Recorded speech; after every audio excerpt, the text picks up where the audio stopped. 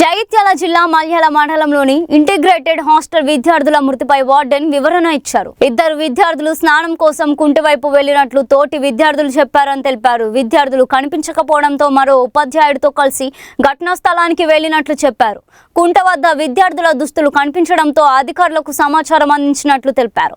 పంచాయతీ కార్యదర్శి ఉన్నతాధికారులకు ఫోన్ ద్వారా సమాచారం ఇచ్చామన్నారు. అనంతరం సహాయక చర్యలు చేపట్టగా విద్యార్థులు మృతి చెందినట్లు తెలిసిందన్నారు. ఘటనతో హాస్టల్లోని ఇతర విద్యార్థులు తీవ్ర భయాందోళనకు గురయ్యారు. తల్లిదండ్రులు హాస్టల్కు చేరుకొని తమ పిల్లలను ఇళ్లకు తీసుకువెళ్లారు. మరి ఎట్లా ఇప్పుడు పర్మనెంట్ తీసుకుపోతుర్రా ఎట్లా?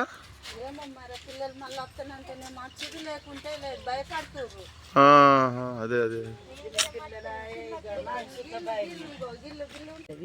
నైట్ తెలిసింది, ఇప్పుడు వచ్చినాం తీసుకో. మొన్న చనిపోయారు, మీకు ఎప్పుడు తెలిసింది సమాచారం? నిన్న నైట్. నిన్న చెప్పారా? ఎవరు చెప్పారు? ఫోన్లలో అయితే చూసినాం.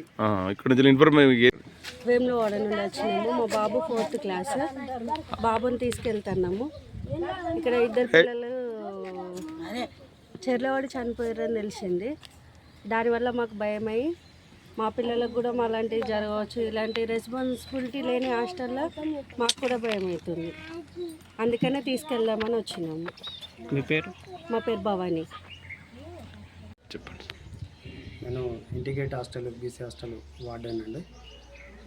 మార్నింగ్ పిల్లల్ని తీసుకెళ్ళి స్కూల్లో దింపింది నేనే స్వయంగా వెళ్ళి పిల్లల్ని స్కూల్లో దింపొచ్చాను. మార్నింగ్ బ్రేక్ఫాస్ట్ అయిన తర్వాత మేము మా ఆఫీస్ పార్క్ మీద మేము ఆఫీసులోనే ఉన్నాము. మార్నింగ్ వచ్చిన నుండి నైట్ దాకా మేము ఇంటే ఉంటాము. అదే మూమెంట్లో ఆఫ్టర్నూన్ టైంలో ఒక ఇద్దరు పిల్లలు వచ్చేసి ఇట్లా ఇద్దరు పిల్లలు మిస్ అవుతుంది సార్, కనిపిస్తలేరని చెప్పారు. మేము డైరెక్ట్గా మాతో పాటు ఉన్న ఇంకొక మన పేగడపల్లి హెచ్డబ్ల్యూ సార్ మేము ఇద్దరం కలిసి స్కూల్కి వెళ్ళాము.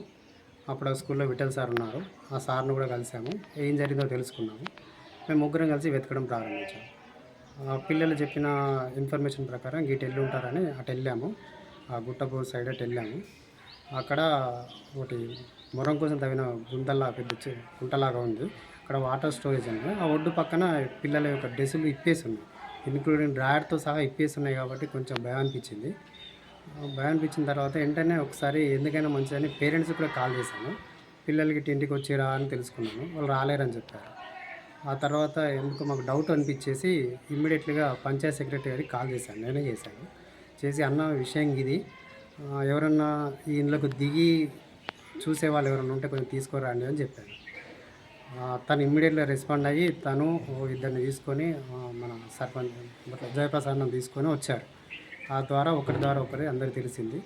ఇదంతా మాకు తెలిసింది 3 గంటల 20 నిమిషాలకి. ఇవన్నీ గ్యాదర్ అయ్యి 4:30 నుంచి స్టార్ట్ చేశారు సెర్చ్ చేయడం.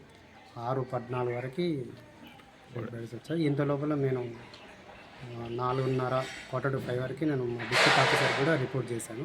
ఆ సార్ కూడా ఇమ్మీడియట్లీ స్పందించి సంఘటన స్థలానికి చేరుకున్నారు.